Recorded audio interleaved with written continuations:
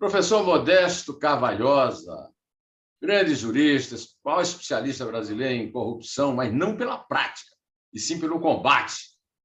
É, de novo, nosso convidado aqui na sala Maria Isabel e Arthur de Castro Pinto. Olha a dona Maria Isabel aqui, professor. E esse aqui não é chicanismo, viu, professor? Sou eu, na xilogravura do meu conterrâneo, Ciro Fernandes. E aí, trabalhando muito, hein, doutor Modesto? Muito, muito, como sempre. Nunca parei Esses canalhas te dão muito trabalho. Ladrões, bandidos, corruptos te dão trabalho. Muito, muito. É terrível. É terrível. Doutor Modesto Carvalhosa vai completar 90 anos no ano que vem, 2022. Nasceu no ano da Revolução Constitucionalista, quer dizer, já nasceu predestinado. Nasceu em São Paulo, pátria da Revolução Constitucionalista, a época em que se realizava a grande Revolução Constitucionalista, 1932. Ele é professor da faculdade célebre, da secular Faculdade de Direito da Universidade de São Paulo, e é especialista em combate à corrupção.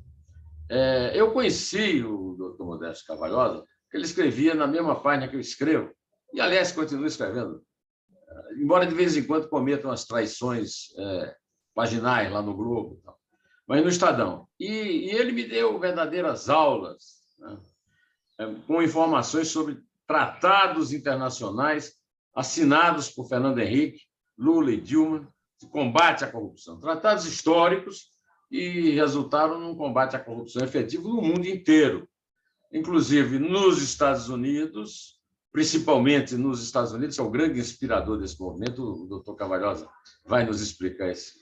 E na Suíça, que a Suíça era a pátria da impunidade, com a sua leniência em relação às contas secretas dos bancos, etc. Lembra-se de como nós nos conhecemos, doutor Modesto? Exatamente, exatamente. Isso lá pelos anos 80, por aí. Exatamente. Esses tratados internacionais, eles se devem a quê? A uma consciência que os americanos passaram a ter, segundo o senhor me explicou naquela época, né, a respeito dos graves danos provocados à economia, à poupança do cidadão pela corrupção, que eles pensavam que era um pecadilho ali à parte, né? Não é isso? Não, o grande movimento, a grande lei, como sempre, os Estados Unidos são pioneiros em muitas coisas positivas na história da humanidade. A primeira lei contra a corrupção foi uma lei de 75 dos Estados Unidos, que é a Anti-Corruption Act. Esse Anti-Corruption Act tinha um relatório a respeito dos danos que a corrupção causa ao ser humano, à humanidade, às pessoas no mundo inteiro, que levou e incentivou as Nações Unidas a fazerem um estudo ainda muito mais profundo, mostrando que a miséria que paira na humanidade, hoje você tem, pode-se dizer, em estado de pobreza, não vai acreditar que eu vou falar, em estado de pobreza no mundo, você tem quase 2/3 da humanidade está em estado de pobreza. E em estado abaixo da pobreza, você pode pôr metade da humanidade em estado abaixo do nível de pobreza. Então, as Nações Unidas, junto com o CDE, junto com a Organização dos Estados Americanos e outras instituições muito prestigiosas, realmente resolveram fazer uma campanha mundial a partir de tratados que foram assinados pelo Brasil no correr dos anos 90 e também no início desse século, e que decantaram-se, inclusive, em leis, como a Lei Anticorrupção da Pessoa Jurídica no Brasil, a Lei de Improbidade Administrativa, uma série de leis que foram internalizadas por diversos países da Europa, da América Latina, no combate à corrupção. Porque a conclusão que se tira universalmente hoje das grandes entidades internacionais é de que a corrupção não é só uma questão de propina, ela não apenas dá aos canalhas políticos que devastam vários países, sobretudo países em desenvolvimento, a questão não é só a propina, A questão é que a corrupção leva ao desperdício de todos os recursos públicos. Esse é o problema. A corrupção leva ao desperdício dos recursos públicos. Então, você tem uma obra, por exemplo, de Abreu e Lima, a obra lá da refinaria da Petrobras. Não era necessária fazer a refinaria de Abreu e Lima, absolutamente desnecessária. Daí o desperdício de fazê-la. Por outro lado, ela foi feita simplesmente para roubarem. Então, ela ia custar 5 bilhões, acabou custando 20 bilhões, e hoje só 10% dela opera, porque a obra foi absolutamente inadequada e desnecessária, não foi útil e não existe praticamente, a não ser simbolicamente. Então, é o desperdício dos recursos públicos que leva à miséria da humanidade, porque a corrupção leva ao desperdício, além de dar esses bilhões para os políticos e seus comparsas no setor privado, o que é uma coisa terrível e que se vê no Brasil diariamente. Além de também, como o senhor me ensinou naquela época que nos conhecemos, de estimular a incompetência na gestão pública, de vez que a propina, né, torna, de certa forma, quem paga a propina escravizador do contribuinte, dando contribuições ao contrário, né, na prática, uma retribuição, de nomeação de agentes públicos incompetentes, ineficientes, que operam de forma danosa em relação ao erário por causa da corrupção, né, professor? Exatamente. Quer dizer, você, por exemplo, teve no governo do PT aqui no Brasil, a partir de 2003, mas foi revelado já no Mensalão em 2005, que o PT, por exemplo, ele aparelhou o Estado para a corrupção.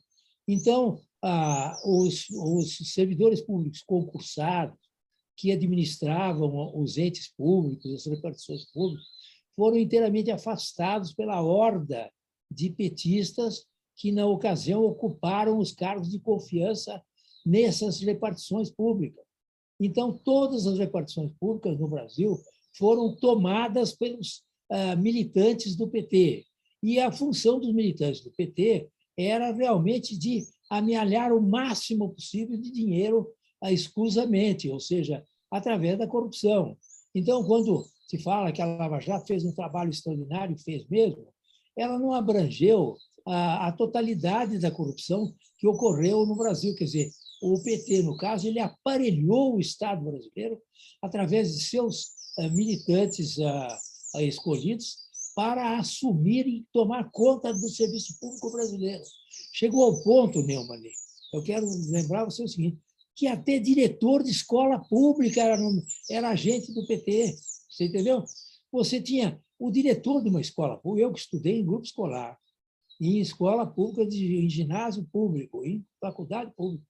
Você, no ginásio, no primário, ou no ensino básico, o diretor é a alma da escola, ele é o regente da orquestra, ele dá o tom da escola, se ela é uma escola viva, vibrante, ligada ao ensino, ou então ela não é nada.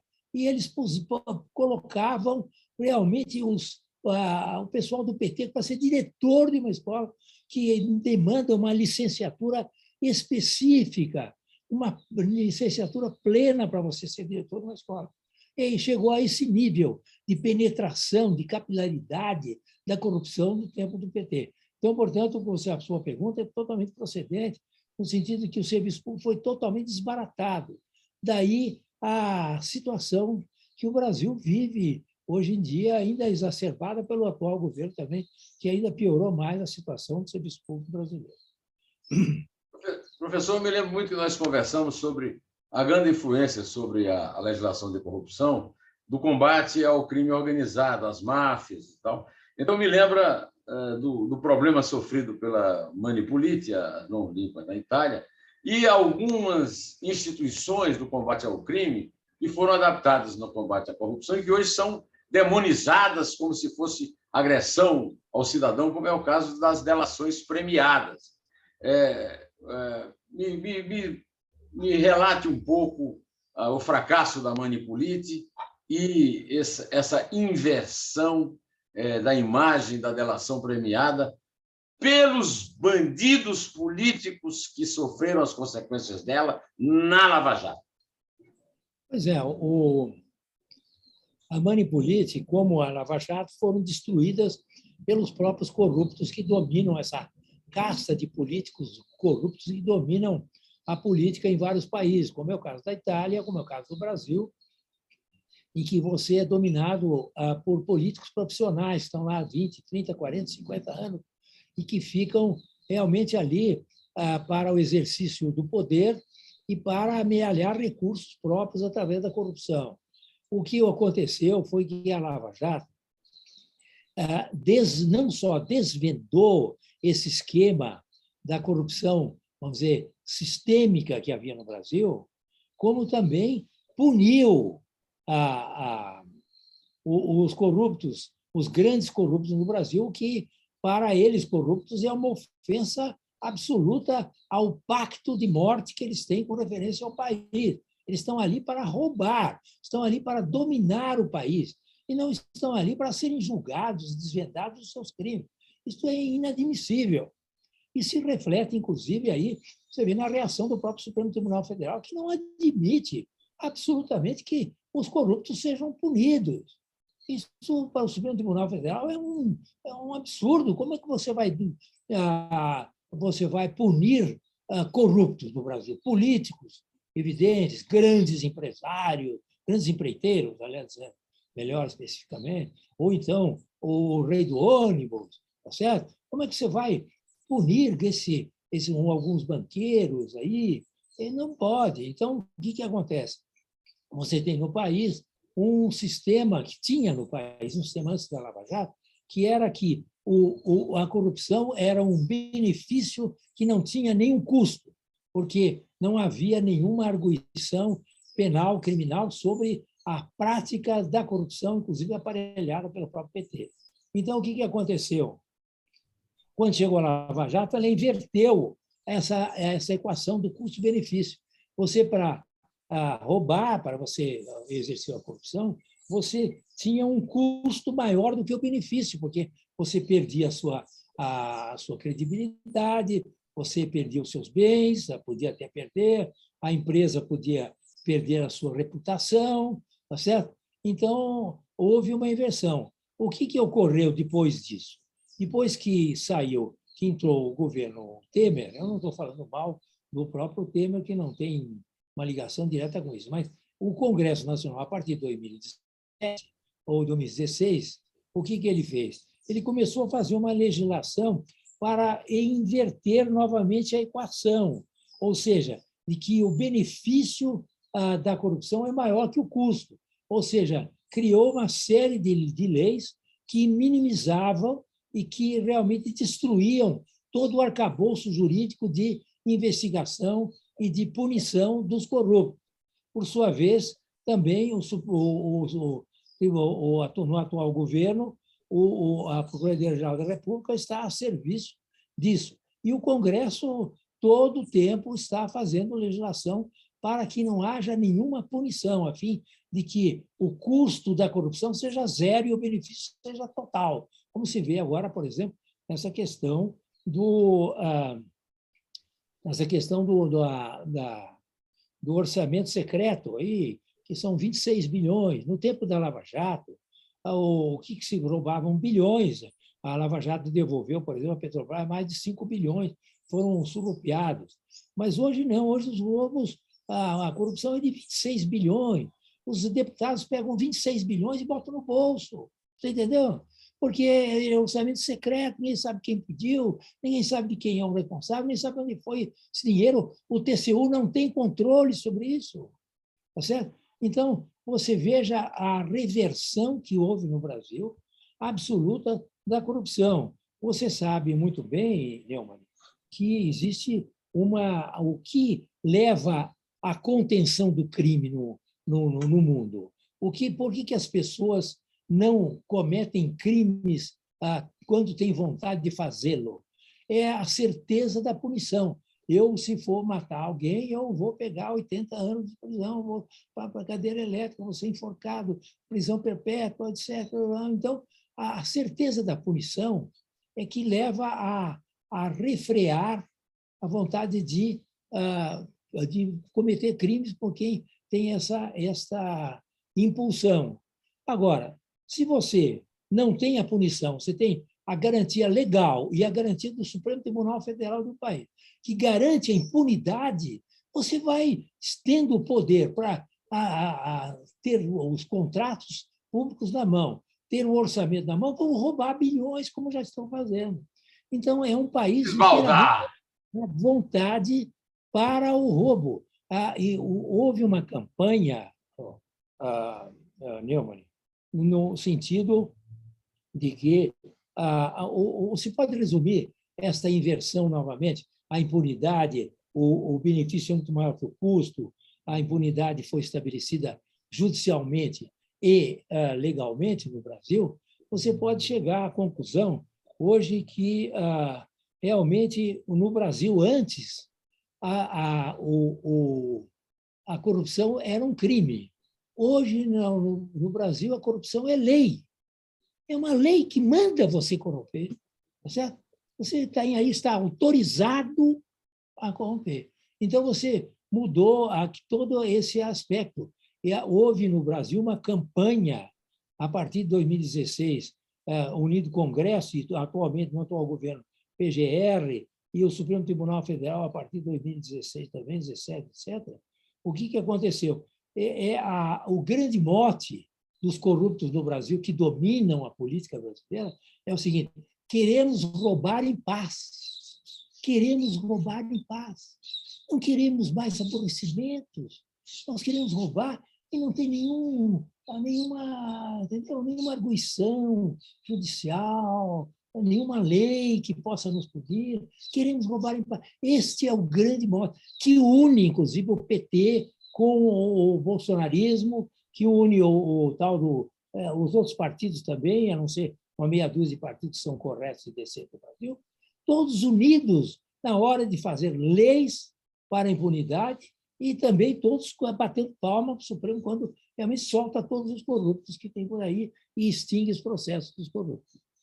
Agora eu quero voltar aos anos 80, 90, que eu quero lhe perguntar, professor, e os tratados internacionais? São letra morta? Não valem nada? Eu me lembro que o senhor sempre conversava comigo elogiando as atitudes dos governos Itamar, Fernando Henrique, principalmente, Fernando Henrique, depois de Itamar, depois o Lula, depois a Dilma, de terem assinado esses tratados que eram muito importantes para o combate. Esses contratos agora, essa adesão do Brasil a esses tratados internacionais, virou letra morta, professor? Completamente letra morta. Quer dizer, o Brasil tem hoje uma legislação da impunidade, absolutamente da impunidade. Quer dizer, não existe nenhuma mais observância dos tratados internacionais de combate à corrupção no Brasil em vigor. Inclusive, não só no sentido de não ter mais nenhuma vigência efetiva, como os órgãos que devem realmente combater a corrupção estão totalmente aparelhados pelo atual governo também. A própria Polícia Federal, que era aclamada nas ruas, que prestou um serviço ao tempo da Lava Jato de uma maneira maravilhosa. A Receita Federal, que na época também ajudou profundamente a Lava Jato. O Ministério Público, o próprio Juizado de Primeira Instância, os tribunais regionais, federais, tudo isso foi desbaratado. Não tem mais Polícia Federal, não se confia mais nela. E no próprio Ministério Público ele está dividido entre bolsonarismo e petismo, etc.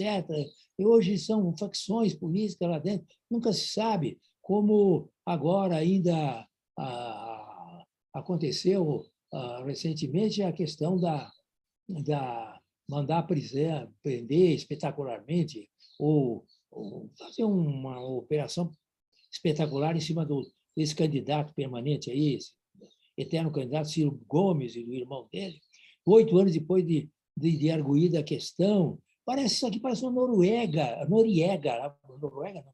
Parece como é que chama? Guatemala? Não, como é que chama lá? O país, Nicarágua, né? A É. Nicarágua é Noriega. E Então, hoje, assim, do agora vamos Ortega, do perseguir Daniel os Ortega. candidatos no Ortega.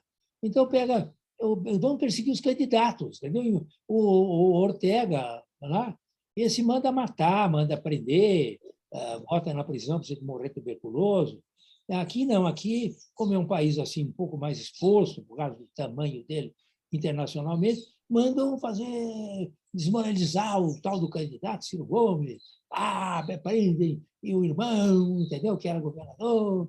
Quer dizer, então, 8 anos depois, é tudo absolutamente um absurdo. Quer dizer, a corrupção só serve hoje, o combate à corrupção, pelo visto, vai servir para perseguições dos candidatos políticos, como é o caso do Moro, que agora o Lula vem dizer que a Lava Jato prejudicou o país. Como assim? Quer dizer, o combate a um crime que ele cometeu, que todo mundo cometeu lá no PT, bilhões que foram, e levou o país a essa baderna, tá certo? Que deixado pelo governo Dilma, com a inflação de 10% já naquela época, com as contas públicas absolutamente desorganizadas, quer dizer, uma crise, uma recessão enorme, é dizer que o culpado pelo desastre do governo do PT foi simplesmente do Moro e do Lava Jato. Quer dizer, então, daqui a pouco, nós vamos começar a culpar, vamos começar a julgar, como já começou o Supremo Tribunal Federal, os próprios combatentes da Lava Jato, como é o caso, por exemplo, de julgar suspeito o juiz Moro, porque condenou o Lula, o que foi confirmado por 2 instâncias por unanimidade, o Tribunal Regional Federal do Rio Grande do Sul e o próprio STJ, que é um tribunal superior da maior credibilidade, da maior importância. Né? Essa é a situação brasileira. Mas, olha, eu insisto.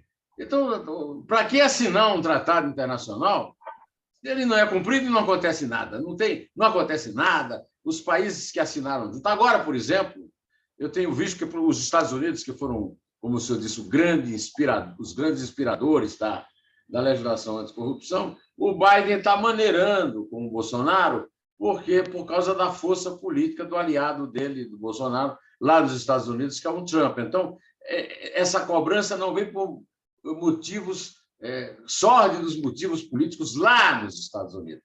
A minha pergunta continua de pé, professor. Quer dizer que não adianta nada. Adiantaria se a Dilma assinou, o que o Lula assinou, o que o Fernando Henrique assinou, certo? Pois é, mas aí, você veja, quem deveria sancionar o país e fazer uma censura internacional com efeitos muito grandes, inclusive no aspecto de sanções econômicas futuras, deveria ser, no caso específico do Brasil, a Organização dos Estados Americanos.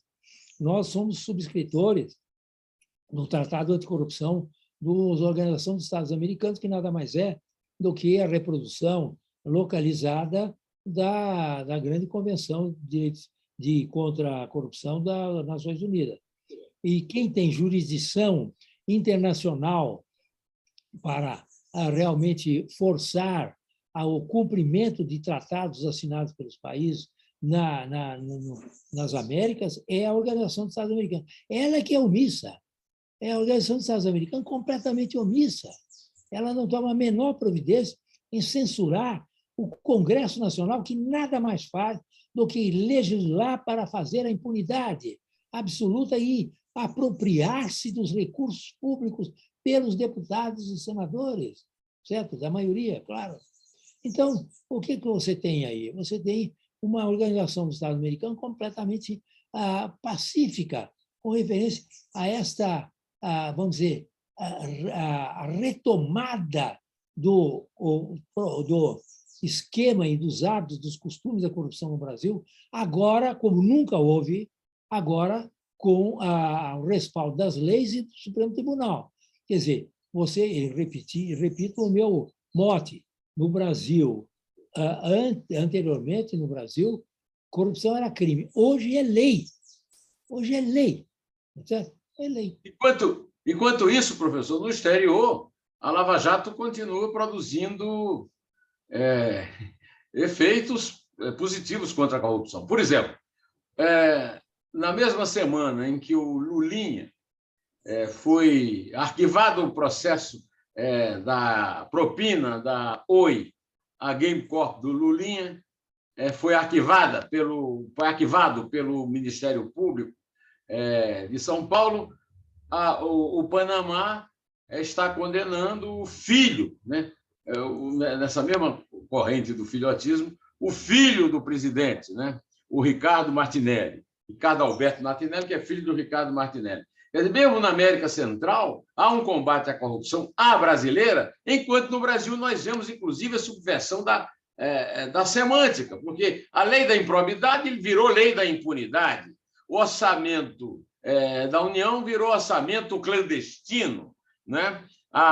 A lei da segunda instância, o relator teve que retirar correndo da votação, senão ia ser completamente deturpada. E estamos aí numa marcha a ré em relação à corrupção, né? O Estado corrupto brasileiro, patrocinado por quem se elegeu dizendo que ia prestigiar o combate à corrupção. Pois é, infelizmente o governo atual é o governo que dá total, o governo atual, é o governo que promoveu a destruição da Lava Jato. Tá certo? Você, por exemplo, no governo Dilma, você não teve a destruição da Lava Jato, nem a tentativa. Saiu a Dilma, quer dizer, começou já no governo lá, fazendo leis lá de micro reforma, são leis infames que foram coisas e tal, mas quem realmente promoveu a destruição da Lava Jato e do combate à corrupção estrutural do Estado brasileiro foi o governo atual. Esse governo atual é o destruidor da Lava Jato. Ele fez aquilo que o Berlusconi, aquele famigerado político, uma das figuras mais lamentáveis do mundo ocidental, da história do mundo ocidental recente, esse tal de Berlusconi, um grande cafajeste, ele que foi responsável por acabar com a money política. Aqui, quem acabou com a money política foi o governo vigente, esse é o governo atual aí, certo? Mas que é essa... Agora nós temos uma inversão de valores, que é o seguinte: as instâncias, as últimas instâncias, e não as instâncias superiores, desmoralizam as instâncias iniciais e não inferiores, como nesse caso da limpeza da ficha limpa do Lula pelo Supremo Tribunal Federal, né? E em que nós tivemos uma inversão de valores. O Moro foi considerado parcial porque condenou o Lula, e o Lula está aí se candidatando a uma eleição que mostra, e aí eu vou falar num tema que o senhor gosta, né, professor? Que mostra um grande defeito da Constituição de 88, que a Constituição de 88 proibiu a terceira eleição consecutiva. Essa palavra consecutiva é criminosa, porque o Lula vai disputar com grande chance, segundo o Instituto de Pesquisa, a terceira eleição. Aliás, vai se disputar a sexta, mas ele vai disputar uma eleição depois de ter sido presidente 2 vezes, o que não é... Nos Estados Unidos é permitida a reeleição, mas no Brasil é mais do que isso. Se você fizer um mandato ali, tampão no meio, você pode eleger quantas vezes você quiser, porque não pode haver a terceira eleição consecutiva, né? Mas isso aí leva a esse tipo de coisa, né? O Sérgio Moro não é acusado de nenhum crime, é considerado parcial, e o Lula não foi inocentado, mas, na prática, o que está havendo, né, professor, e o senhor pode falar sobre isso, é um desmentido daquela história de que não vai ter consequências nos processos. É claro que vai ter. Primeiro, porque o Lula é maior de 74 e vai gozar dos privilégios que os velhos não deveriam gozar. Eu, pelo menos, rejeitaria esse privilégio de ser impune, né?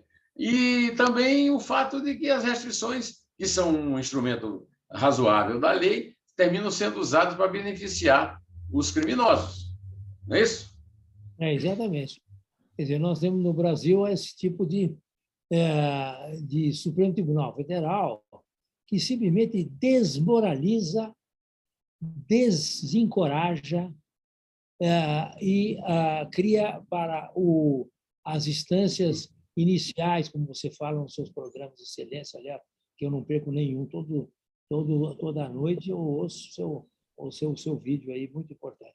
As instâncias que você chama de iniciais, que é muito um termo perfeito, as instâncias iniciais e intermediárias, tá certo? E tribunais superiores. Quer dizer, você, no caso do Lula, o Supremo Tribunal Federal anular o processo, anos e anos depois do processo, um vexame histórico, uma vergonha, uma vergonha. O que ele fez? Ele simplesmente desautorizou o juiz de primeira instância, o juiz de segunda instância, que é os desembargadores, tribunal... Por unanimidade.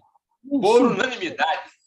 E por unanimidade, o Superior Tribunal de Justiça, que é um tribunal superior. O Tribunal Superior de Justiça é um tribunal da maior importância, tão importante quanto o Supremo. Foi lá e desautorizou tudo e anulou o processo. Quer dizer, aí você mostra como as instituições no Brasil são inteiramente deformadas. Tá certo? Hoje, por exemplo, você tem o Supremo Tribunal Federal, é uma instituição, é um poder a serviço da impunidade da corrupção. A primeira coisa. Segundo lugar, é uma junta governativa. O Supremo Tribunal Federal se tornou uma junta governativa. Então, como a política é dominada pelo Arthur Lira, tá certo?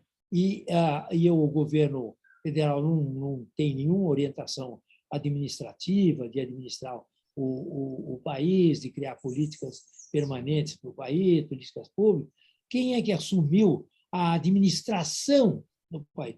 O Supremo Tribunal Federal. Ele é uma junta governativa. Então, assim, nós agora decretamos aqui o Supremo Tribunal Federal que vai haver certificação de vacina. Sem certificação de vacina, não pode entrar no Brasil. Aliás, a medida é corretíssima, pelo amor de Deus. Eu sou totalmente a favor da certificação de vacina e precisa mesmo. Mas, como o governo atual é contra a vacina, é a favor da morte, é a favor de todo mundo morrer, é um governo necrófilo, o que aconteceu? O Supremo Tribunal Federal está numa junta governativa. Eu, o Supremo Tribunal Federal, faço um decreto administrativo dizendo que ele tem que fazer a coisa. Então, hoje você tem o Supremo Tribunal com duas funções. Função de liberar todos os corruptos, certo? E, por outro lado, a de administrar o país. A administração brasileira é feita pelo Supremo Tribunal Federal, junta governativa. Então, esse é a caos institucional do Brasil, é a completa promiscuidade dos três poderes existentes no Brasil, que não tem nenhuma identificação, nenhuma função definitiva, tá certo? E que realmente agem todos de uma forma absolutamente extrapolando ou se omitindo ou criando situações que todas se revertem contra o povo brasileiro, que, pela metade dele, está em situação de perigo alimentar, de insegurança alimentar, muitos passando fome, uma situação de miséria, de pobreza muito grande por força desses políticos e desse Supremo Tribunal Federal que nós temos aqui no Brasil.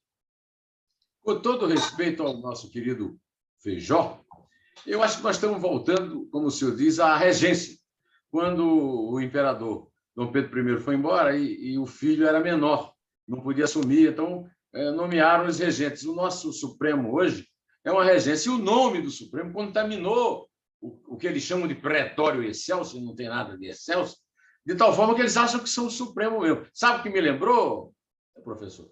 O nosso querido amigo Mário Chami, que não está mais entre nós, ia sempre almoçar comigo no Arábia, pertinho da casa dele, e lá tem um maître, o Carrilho, paraguaio, que era amigo de Augusto Roa Bastos. Então, me lembra Joe, o Supremo, o clássico da literatura latino-americana, sobre o Gaspar de França. Hoje nós temos, agora, já empossado André Mendonça, 11 Gaspares de França no Brasil, né? E nós temos também a volta à regência entre os dois impérios, né? Não é isso? Pois é, exatamente. É uma regência, exatamente, é uma regência. Mas eu vou contar o seguinte, que como aconteceu com o Feijó, que também gostou demais da regência e não queria largar dela, você tem realmente a tendência de que o Supremo Tribunal Federal não queira largar da sua regência, seja que governo for aí eleito na próxima eleição. Esse aqui é o problema. O Feijó abusou um pouco e também, aí, no caso, não querer abusar também. Eu quero só lembrar aqui uma coisa que não tem nada a ver. E o mestre aí da Arábia que foi citado é de grande cultura literária. É uma pessoa a quem me refiro com o maior respeito. Ele é lá, ele pede a sua comanda lá do Arábia, mas, ao mesmo tempo, ele é um homem de grande conhecimento literário e filosófico. Eu quero fazer homenagem a ele. Como é o nome dele mesmo que você falou aí? Carrillo. Carrillo. Carrillo. Exatamente. Grande amigo Carrillo. do Mário Chamie. E o Mário Chamie era um grande intelectual, a quem eu presto a minha saudade, minha homenagem, minha saudade, e a manifesto minha saudade. Agora eu quero saber o seguinte: agora o nosso regente Feijó é o Gilmar Mendes, né? Com todo respeito à memória do regente Feijó, por mais autoritário que ele possa ter sido, mas diz ele que o senhor não é professor da Faculdade de Direito da USP. Em que decreto dele ele se baseia para negar essa sua condição, professor? Ele, na sua famosa e diária atividade de caluniar, injuriar e difamar as pessoas. Nisso é que ele é grande especialista. Eu aí discordo de você, não pode dizer que o Gilmar pode se comparar em qualquer sentido ao regente Feijó, em nenhum sentido. Aí eu sou contra. O Gilmar Mendes não reúne nenhuma das qualidades humanas, e muito menos qualidades humanas em geral, e qualidades humanas que o regente Feijó, afinal, tinha. O que ele diz isso, que eu nunca fui professor da faculdade, porque ele gosta de injuriar, né? Porque, na realidade, eu fui professor da Faculdade de Direito, hoje eu estou com 90 anos, praticamente, mas eu fui durante muitos anos, e fui paraninfo de várias turmas da Faculdade de Direito, fui professor, fui presidente da associação, primeiro presidente da Associação dos Docentes da Universidade de São Paulo, no tempo do regime militar. Quer dizer, tenho o meu nome inscrito dentre os professores não só da Faculdade de Direito, mas da Universidade de São Paulo. E ele sabe muito bem disso. Eu entrei, inclusive, com vários processos contra ele, inclusive um de danos morais, que está para ser julgado agora, sobre essa infâmia que ele, numa das audiências mais ouvidas, que era exatamente do trânsito em julgado, só depois de, quer dizer, condenação, execução da pena só depois de trânsito em julgado, que era uma das mais ouvidas, ele lançou essa infâmia, né? Que ele faz isso com várias pessoas que são inimigas dele. E a maior infâmia é essa também, de dizer que houve, da parte do Sérgio Moro, vamos dizer assim, foi parcial ao julgar o Lula. É outra infâmia que ele aí transformou em uma decisão judicial, né? Então, você veja o nível de decadência absoluta, institucional que o Brasil vive. Quer dizer, a sequência do PT pela sequência do governo atual é uma ladeira abaixo de todos os valores civilizatórios. Quer dizer, o Brasil é um país, você está falando que a América Central hoje defende mais, quer dizer, hoje é muito mais alerta com referência ao combate à corrupção que o Brasil. O Brasil hoje é uma república das bananas, cuja diferença única existente entre ela e as pequenas repúblicas da América Central é o tamanho dela. Quer dizer, ela não tem mais instituições nenhuma que possam ser identificadas como tais, no plano, inclusive, constitucional e no plano do Estado Democrático de Direito. O Estado Democrático de Direito do Brasil está absolutamente abalado nos seus fundamentos. O senhor quer que eu lhe dê um exemplo recente? A ministra Rosa Weber, que vinha merecendo a nossa admiração, recuou de forma absolutamente covarde diante dos pedidos de Rodrigo Pacheco, presidente do Senado, e Arthur Lira, presidente da Câmara, de esquecer o passado em relação ao orçamento secreto, porque não tinha como identificar. Primeiro, tinha que mandar prender os dois, porque como é que você distribui 20 bilhões de verbas públicas para municípios se você não sabe para quem você mandou, quem pediu essa verba e quem recebeu? Isso é um absurdo.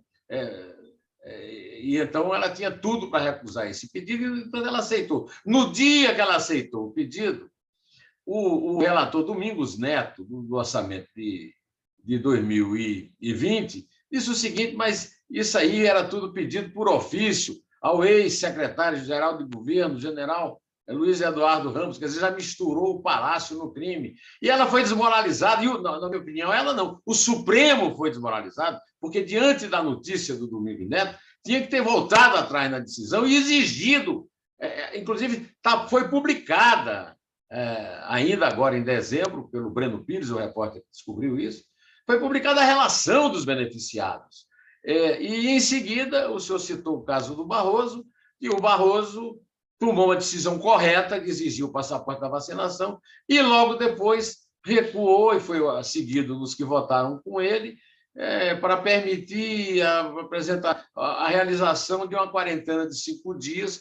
O senhor e eu não somos médicos, mas sabemos que quarentena de 5 dias é piada, mas é uma piada de péssimo gosto, né? De humor muito relativo, uma vez que a quarentena tem que ter 14 dias, pelo menos, para você garantir que não vai mais contagiar alguém, se é que adquiriu o vírus. Então, o Supremo Tribunal Federal tem confirmado uma afirmação que o Ulisses fez em relação ao Congresso. O Ulisses disse que sempre um Congresso será pior do que o anterior. O Supremo Tribunal Federal já era o pior de todos os tempos, antes de receber André Mendonça.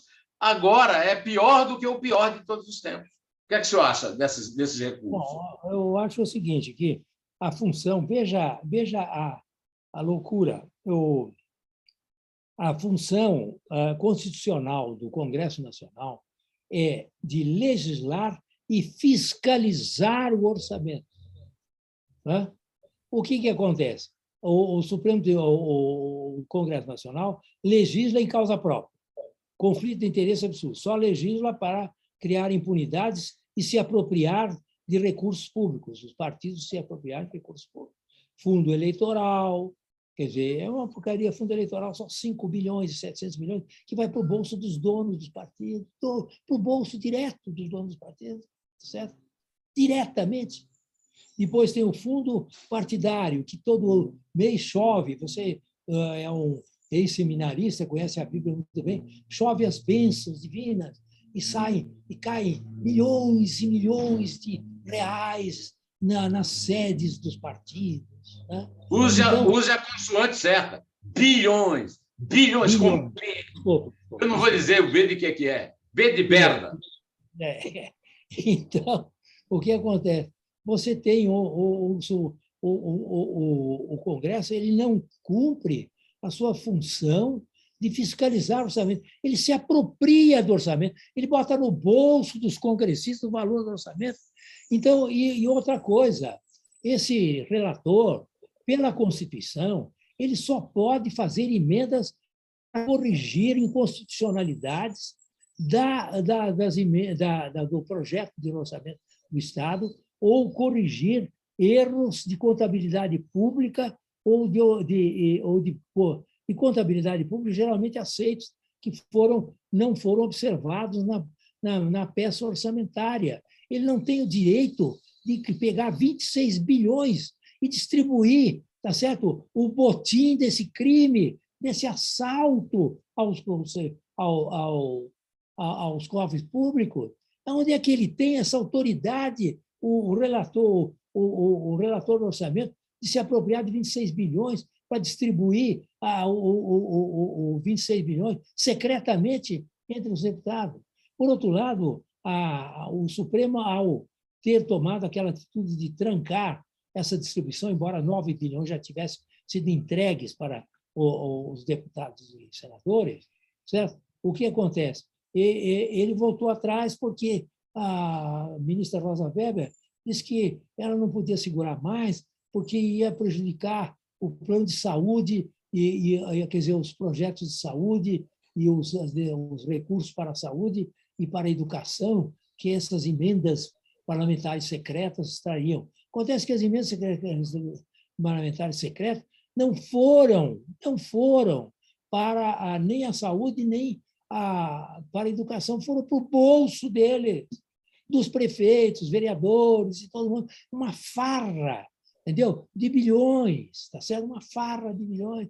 Então, ao invés de fiscalizar o orçamento, o Congresso Nacional se apropria do orçamento, tá certo? Dos recursos do orçamento, do dinheiro que nós aí, quando vamos comprar pão no supermercado, comprar leite, comprar isso, pagamos um imposto para dar esse dinheiro todo para eles. Quer dizer, onde é que existe Estado democrático de direito nisso?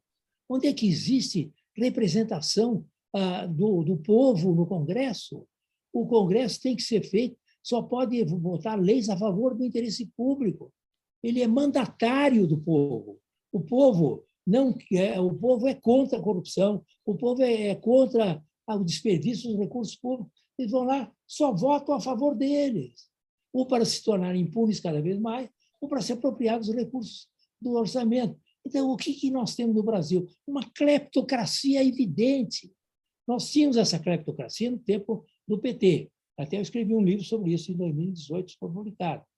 Mas hoje nós temos uma cleptocracia absoluta, tá certo? Em que envolve o Congresso e o Poder Executivo, tudo, né? Nos 3 planos que se chama federação, né? Federação, né? Quer dizer, os estados e municípios, todos envolvidos nessa orgia do orçamento, que é apropriado pelos próprios nacionais. Vou lhe fazer um adendo aí. É também um Estado velhaco. O Congresso Nacional, no fim do ano, no apagar das luzes desse nefasto 2021, assinou uma PEC que eles chamam PEC dos precatórios, porque é a mesma coisa em relação à questão das rachadinhas. É uma atenuação semântica de uma velha palavra que nós todos conhecemos. Se eu chamar o senhor de velhaco, o senhor vai ficar bravo comigo. Pois é, mas o que o Congresso fez foi autorizar o governo brasileiro, não o Bolsonaro, mas o governo brasileiro, ele e os seus sucessores, a serem velhacos, a não pagarem dívidas que a justiça mandou pagar. E ainda usando, olha, mas os beneficiados, 600 mil, na verdade, era o limite da velhacaria, 60 mil, não é 600. Até nisso, o canalha do mentiroso presidente investe. Pois bem, nós temos aí a institucionalização da velhacaria, e da velhacaria ao longo do tempo, porque nós temos uma justiça ruim e lerda, que demora decênios para executar a dívida para o Estado pagar estados, municípios, a União pagar estados, municípios e acreedores. Pessoas que perderam as suas propriedades para o Estado se apropriar delas e que depois não recebem com autorização aplaudidíssima da oposição, da situação do PT de Lula, do Bolsonaro, dos tucanos que viraram abutres, etc. O que é que o senhor vai me dizer da PEC dos velhacos? Pois é, a PEC é o seguinte, mais uma vez, houve uma infringência absoluta do Estado Democrático e de Direito. Você, quando tem um julgamento transitado em julgado a favor de um crédito perante o Estado tem a obrigação de pagar. Eles simplesmente rasgaram a Constituição do direito líquido e certo dos credores desses precatórios e confiscaram. Chama-se confisco. É um confisco, vamos dizer assim, legalizado pela PEC, entendeu? Ou constitucionalizado, confisco constitucionalizado desse valor. Então, o que acontece? Você é credor do Estado, o Estado não paga você, e com o seu dinheiro, que é do você credor, ele vai lá e faz a tal do, em vez de ser Bolsa Família, tem um outro nome que eles inventaram aí, não sei. Como é que é o nome? Auxílio Brasil. Trocou o nome digno por um nome indigno. É um nome de mendicância, de militante, mendicância militante. Auxílio Brasil. Então, com a mão alheia, quer dizer, ele com a mão alheia, com o bolso alheio, eles vão lá e fazem esse Auxílio Brasil, que nada mais usam Usam a dinheiro dívida que tem que pagar para comprar votos. e para comprar voto. Então, quer dizer, eles não pagam a dívida e criam uma PEC sobre isso, certo? Pegam o dinheiro, portanto, do credor e se colocam como donos desse Auxílio Brasil, que nada mais é do que o retrato, o Neumann, o retrato da miséria brasileira. 27 milhões potencialmente beneficiários desse Auxílio Brasil, 27 milhões de famílias, corresponde a mais da metade do povo brasileiro, mais da metade das pessoas que vivem no Brasil. E aqui falo muito população. Uma população eu não uso essa palavra população porque ela é extremamente arrogante e presunçosa para a população. O povo brasileiro, as pessoas do Brasil, metade das pessoas que vivem no Brasil, mais da metade, vivem na pobreza e na miséria. Isso é que demonstra.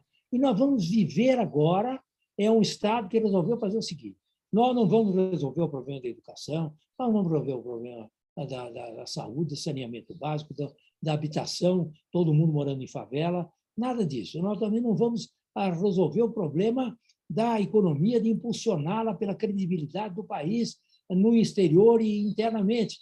Nós não vamos criar reputação mais. O Brasil não tem mesmo reputação.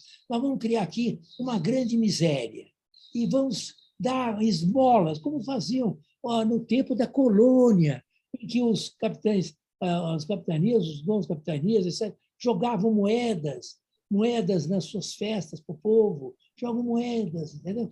Então, é isso que vai ser um país. O Brasil, se continuar assim, você desculpe a minha veemência, se o Brasil continuar nesse processo de tratar o povo como miserável, para o efeito de dar dinheiro a ele e deixar que ele não tenha nenhuma oportunidade de desenvolvimento pessoal, desenvolvimento coletivo, familiar, tá certo? Educacional, saúde, saneamento, de habitação. Se nós não tivermos políticas públicas nesse sentido, nós vamos nos tornar um grande Haiti. Daqui a 30 anos nós somos um Haiti. Por que não podemos ser um Haiti? O Haiti era um país muito progressista uma determinada época, inclusive de ditadura, mas era. Tá certo? Nós vamos ter um grande Haiti, o Brasil. Qual é a diferença? Vamos ter assim, o governo agora, com 140 milhões de miseráveis, terão 700, não mais, 600 vão pagar, 700 reais de esmola, entendeu? E deixa o sujeito sem oportunidade, sem analfabeto, funcional ou não funcional, sem emprego, sem habilidade profissional nenhuma. E nós vamos ter isso no Brasil, um país que é o futuro do Brasil, com esses profissionais políticos que nós temos de extrema-direita, extrema-esquerda, nós temos aqui no Brasil, e esse famigerado centrão, esse infame centrão, dominando todos os governos que aparecem aqui, nós vamos ter o Brasil como um grande Haiti no futuro. Esse é o futuro que essa gente que está aí, que essa estrutura de Estado que está aí, vai nos levar.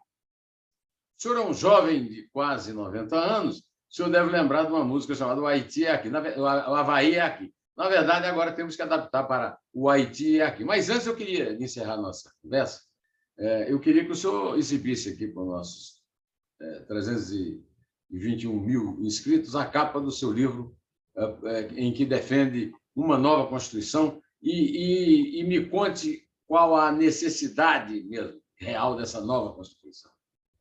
Bom, esse livro aqui é um livro que eu publiquei esse ano, uma nova Constituição para o Brasil, de um país de um país de privilégios para uma nação de oportunidade, publicado pela LVM, que eu espero que seja um livro de consulta para todos os cidadãos brasileiros e que demonstra que o grande mal estrutural do Brasil é um mal estrutural. É uma Constituição que criou privilégios para a classe política, privilégios para o setor público, de uma maneira absoluta. O setor público tem todas as vantagens, mas, por exemplo, vou te contar uma coisa, a folha de pagamento dos servidores públicos do Brasil é de mais de 1 trilhão por ano. 1 trilhão.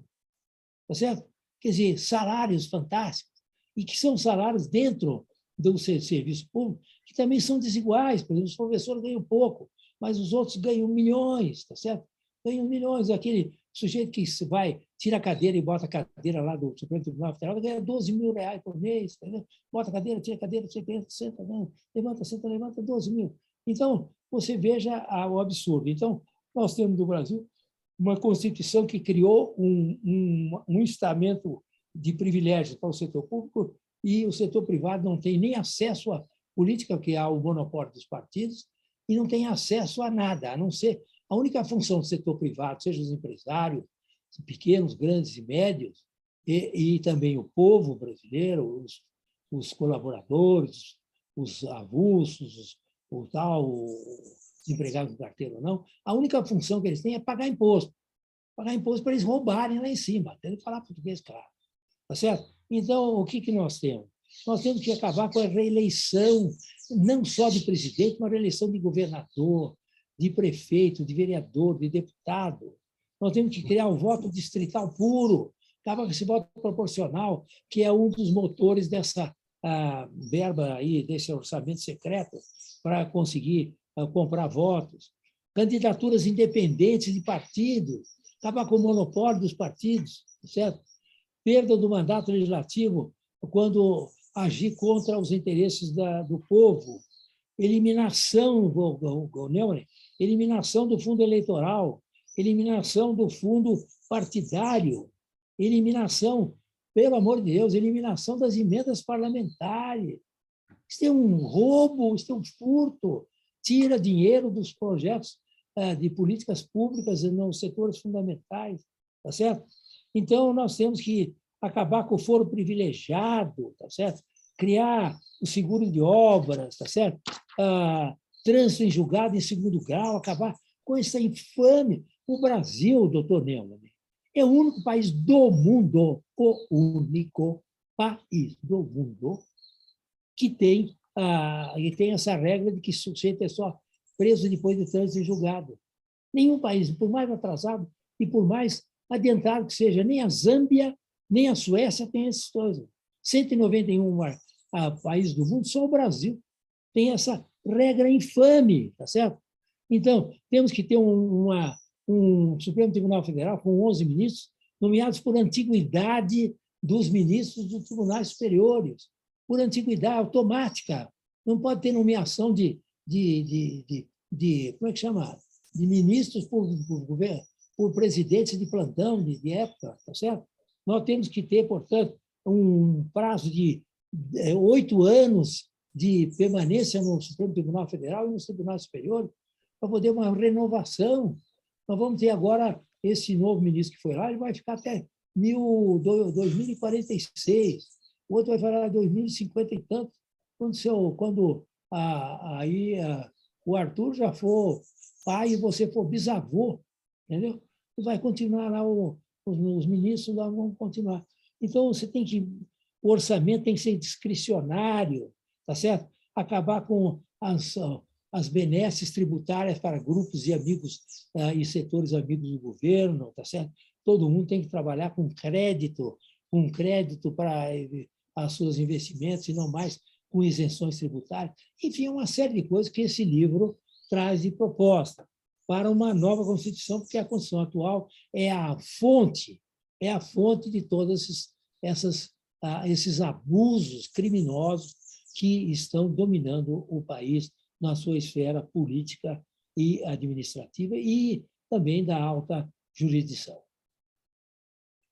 Muito obrigado, doutor Modesto Carvalhosa, autor de vários processos de impeachment, e não apenas para o Bolsonaro, mas também para vários ministros do Supremo, e, portanto, caluniado pelo líder deles todos, o doutor Gilmar Mendes, a quem ninguém deveria prestar atenção, mas é um cara que é hoje o decano do Supremo. Você vê o nível que chegou o Supremo. Bom, estamos aqui, não é a primeira vez que eu trago o doutor Modesto, nem será a última. Antes dele completar 90 anos, vamos ainda ouvir a sua sabedoria a respeito do Brasil, que ele conhece muito bem, né? E a respeito da liberdade, em cujo nome têm sido praticadas as maiores infâmias. Por exemplo, o contágio da Covid-19 promovido em nome da liberdade de ir e vir garantida na Constituição. Quer dizer, quando nós temos um analfabeto criminoso no poder, o que podemos fazer é substituí-lo. E é nesse trabalho que o doutor Carvalhosa tem tentado contribuir com os seus o grande tempo que ele dedica aos seus processos de impeachment. São quantos processos de impeachment hoje, doutor Modesto? Eu acho que são 3 ou 4 que eu entrei. Sim, mas quantos ao total? No total? Só dos impeachment do Bolsonaro são mais de 100. Não, o processo. Eu não entrei com um processo de impeachment contra o atual presidente. Eu entrei com um processo de impeachment contra ministros do Supremo Tribunal Federal. Só isso que eu entrei. Mas os processos contra impeachment contra o presidente são de 130, mais ou menos, né? 130. Por aí. Muito bem. Nós esquecemos de um personagem importante também, que é o Augusto Aras. O Augusto Aras é o cara que veio emporcalhar a instituição que a Constituição de 88, que tem tantos defeitos, criou. Tem mais esse defeito, né? O superpoder de um procurador-geral da República. Não é isso, doutor Modesto? E o poder do presidente nomear o procurador. O procurador devia ser por antiguidade também. O procurador da República tinha que se ocupar o cargo por antiguidade por 2 anos. Vai mais antigo, vai lá, ocupa 2 anos, passa o outro, passa o outro. Não pode ter interferência do presidente da República nas nomeações de outras instituições fundamentais do país. Tá certo? Isso é um absurdo. Vira tudo uma questão política. Não pode.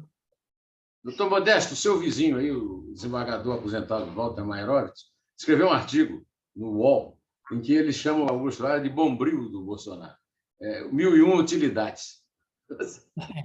Muito interessante. Muito interessante. É terrível o desserviço que o atual procurador presta ao país e de uma maneira, vamos dizer assim, profunda, né? De devastação a longo prazo. É um horror, isso é um horror.